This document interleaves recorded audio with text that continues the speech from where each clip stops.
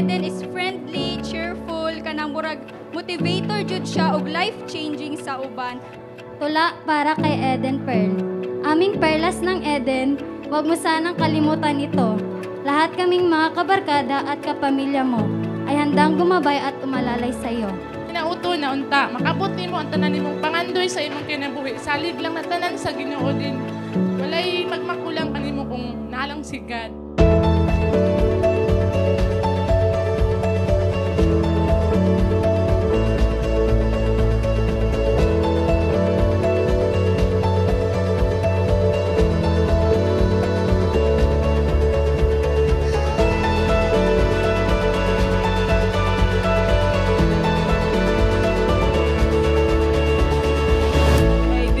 Person inside and out, you're full of Dili sa surprise. tanang hingayon, tanan nimo gusto makuha ni mahatag nila sa imuha.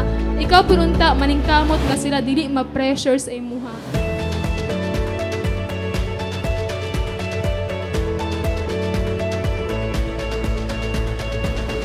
Sa mga problems nimo, dati ana baya ka nga dili ka naga-open up. Naara ko pirmi maghulat ka no sa kaganahan mo open sa imong mga problema. Maging ano ka ba, maging dependent ka kay God.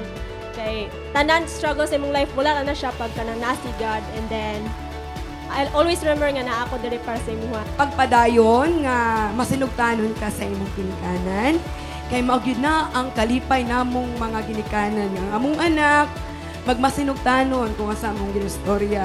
Then ikaw pod maningkamot tungod sa kanang imong damgo nga human ka sa imong pag-eskwela.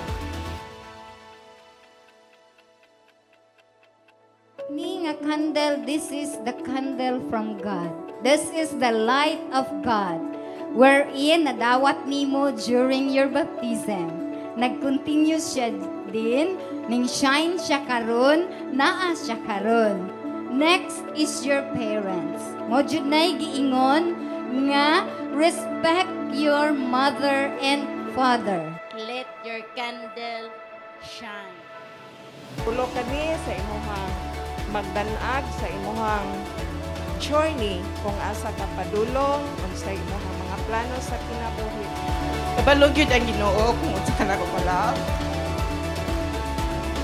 Sa dugay panahon nga akong gipangayo, giludhan bisag asang simbahan. Gihatag yun siya sa amuha.